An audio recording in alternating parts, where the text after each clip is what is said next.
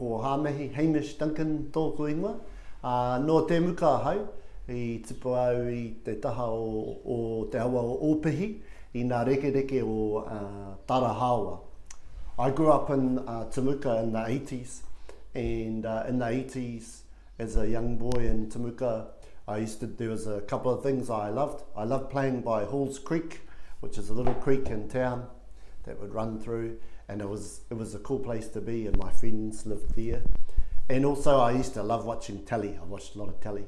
And at that time in the 80s, there were a couple of big things that were happening that I didn't really understand cognitively, but that I think really affected me in my journey. And one was the Springbok tour, and the other was Bastion Point.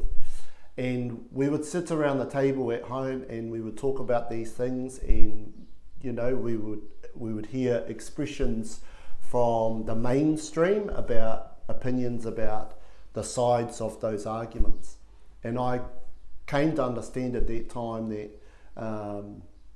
there was a bit of division there, and it wasn't equal, that there was not equality or equity in our country.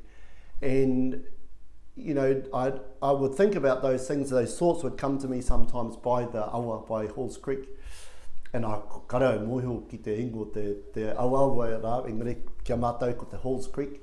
And I remember one day hearing a voice, whatever you want to call it, but something called to me and said, wouldn't it be amazing if in Aotearoa we all spoke Te Reo Māori? And I think that has been my why for my journey, is that if all of Aotearoa could kōrero Te Reo Māori, our divisions, our separateness, the feelings of disharmony amongst one another maybe would come together. So koia tāku.